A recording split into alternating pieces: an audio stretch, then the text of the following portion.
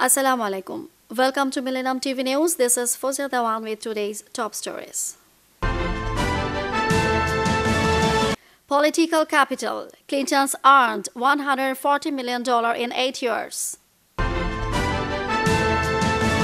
British Embassy in Tehran to reopen 4 years after closing. Migrants crisis. More than 2,000 people rescued near Libya coast. Malaysia finds mass graves of 24 suspected human trafficking victims. PM calls for Muslim unity against terrorism. Dear viewers, now the details. Democratic presidential candidate Hillary Clinton has released 8 years of tax records, saying that she and her husband, former President Bill Clinton, have paid nearly $44 million in federal taxes since 2007. The income was about $111 million in a statement accompanying her tax records on Friday. Clinton said she and her husband paid an effective federal tax rate of 35.7% last year, and that the rate went up to 45.8% when state and local taxes were figured in. Clinton, the front runner in the race for the Democratic presidential nomination in 2016, released her family's tax returns from 2007 to 2014.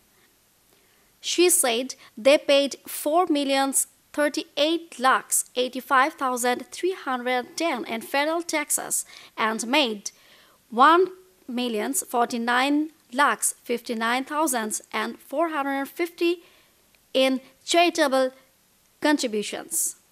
We have come a long way from my days going door to door for the Children's Defense Fund and earning $16,500 as a young law professor in Arkansas, and we owe it to the opportunities America provides, she said.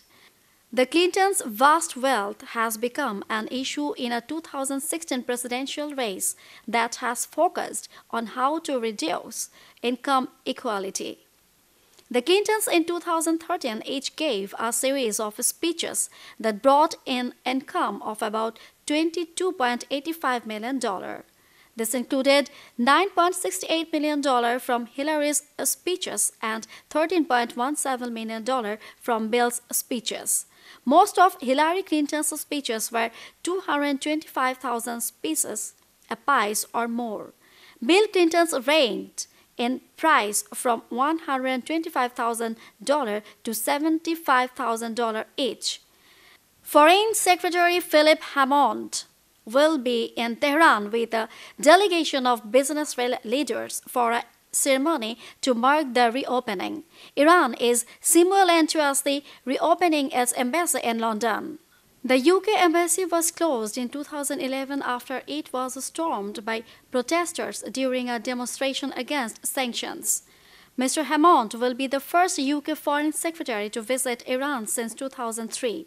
The visit comes weeks after Iran reached a deal with 6 world powers aimed at curbing its nuclear program. Mr. Hammond said the nuclear deal and the election of Hassan Rouhani as president in June 2013, who was pledged greater engagement with the Western world, had been important milestones in the improved relations between the two countries, he said. Reopening our embassies is a key step to improved bilateral relations. In the first instance, we will want to ensure that the nuclear agreement is a success, including by encouraging trade and investment once sanctions are lifted. Britain and Iran should also be ready to discuss the challenges we both face, including terrorism, regional stability, the spread of ISIL in Syria and Iraq. Air crash investigators and emergency services will continue to search the crash scenes on Sunday. The Hawker Hunter failed to complete a loop-the-loop at the Sharm Air Show and descended into the A27 on Saturday. The pilot was taken by air ambulance to the Royal Sussex County Hospital and is fighting for his life, police said. 7 people died and a further 14 people were injured, 4 of whom were taken to hospital. When the jet crashed into the A27 at 13:20 BST on Saturday, it is possible that tonight and tomorrow we are going to find more bodies at the scene, said Subgen Derek of Sussex Police. The force said it received about 40 calls from people concerned their relatives may have died or been injured in the crash. The A27 is currently shut in both directions and is not expected to reopen for the next couple of days, police added. Sabt Derek also apologized to drivers who were made to wait at the airfield while congestion cleared. Earlier, Prime Minister David Cameron sent his heartfelt condolences to the families of those who died in the crash. Eyewitnesses have been recalling seeing the plane fall and the subsequent explosions. Eric Tipple, a spectator at the event, said the mood changed. Wednesday, police said there were at least 125 murders in just 3 days in the country. The Director General of Prisons said on Twitter that bus drivers were killed when they defied the gang.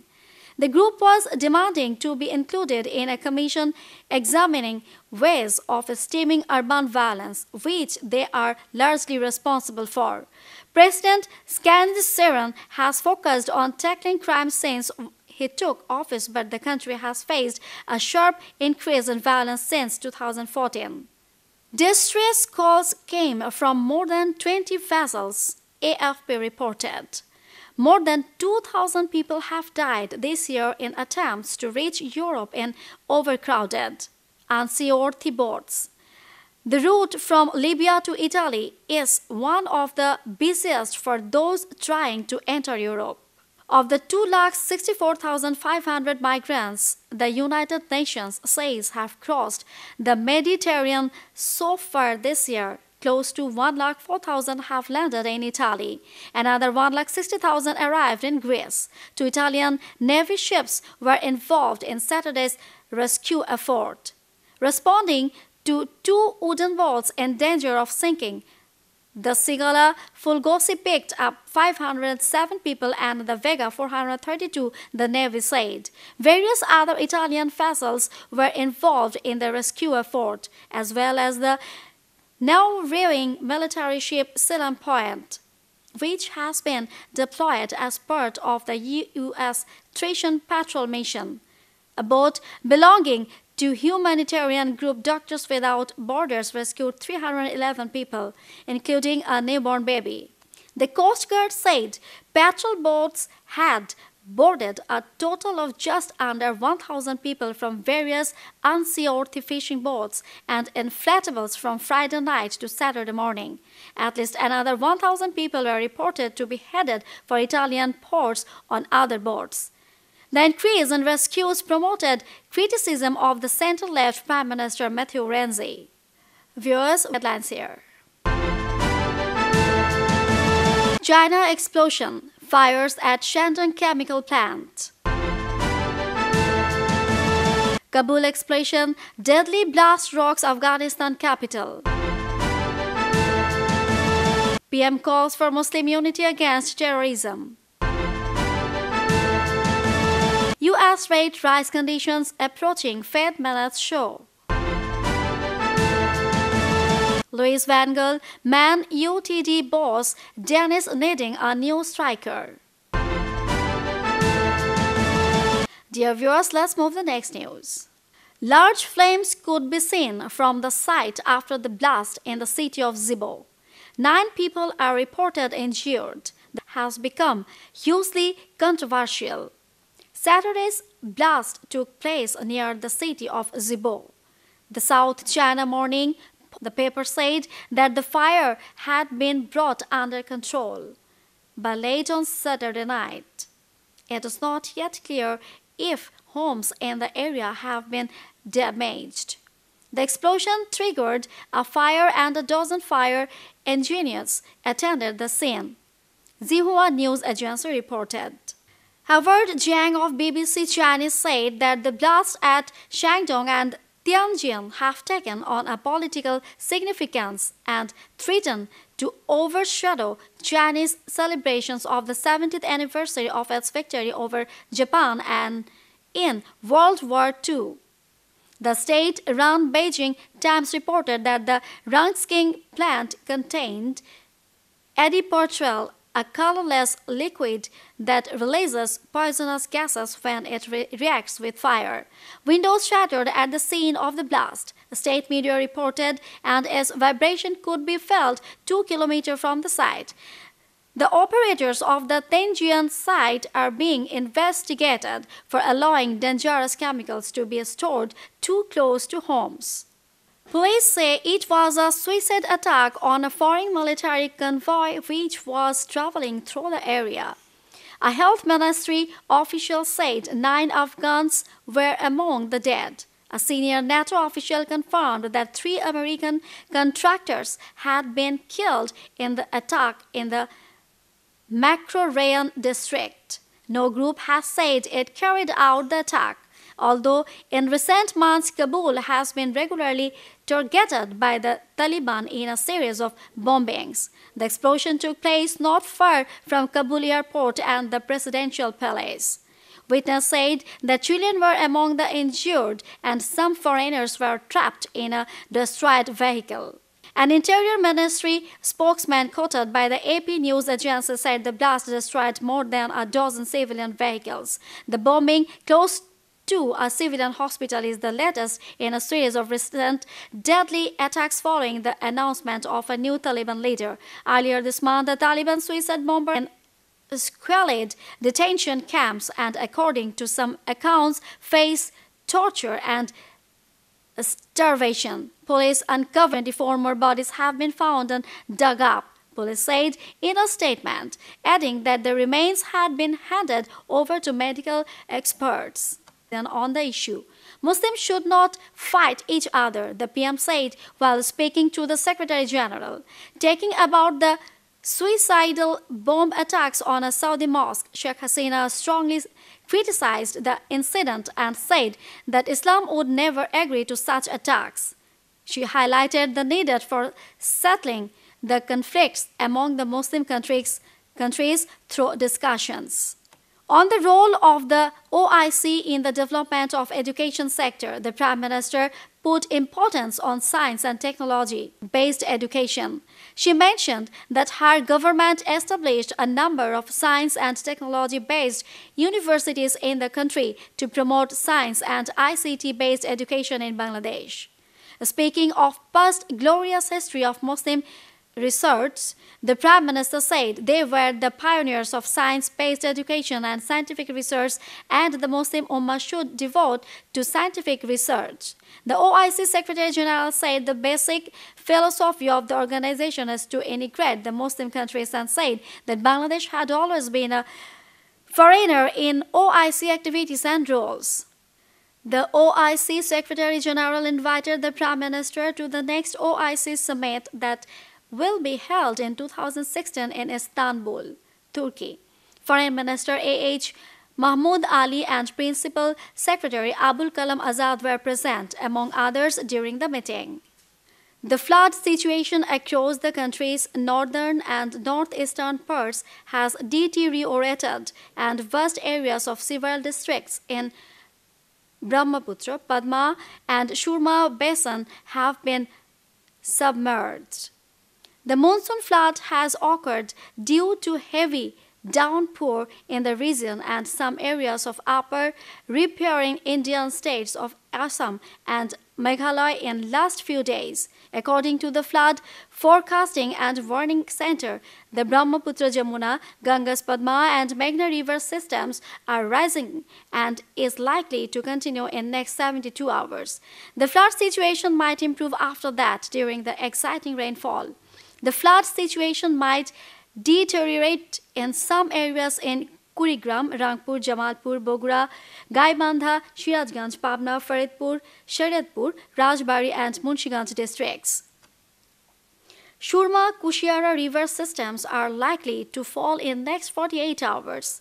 As a result, the flood situation in Sylhet, Sunamganj, Habiganj, Molobhibazar and Netrokona districts likely to improve. According to the Flood Forecasting Center, the water level at 10 measuring stations out of 85 was above danger level on Sunday.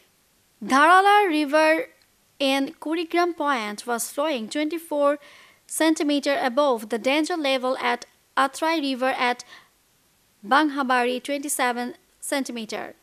Kobadak and Jhaigacha 42 centimeter, Shurma at Kaliaghat 68 centimeter, Shurma at Sunamganj 58 centimeter and Kangsha River at Jaria Jalil 135 centimeter.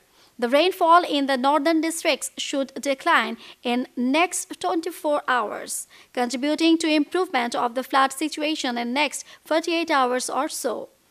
Met Office recorded more than 100 mm rainfall, more than daily average in several areas of the northern districts. Of them, 360 mm of rain was recorded at Chilmare Station, 260 mm at Kaunia, 198 mm at Rangpur, 150 mm at Dewaganj and 126 mm at Kurigram in last 24 hours.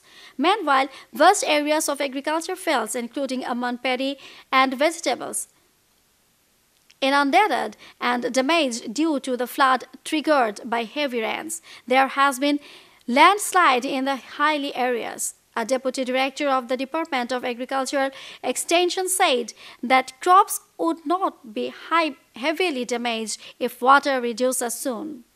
Dear viewers, now the business news.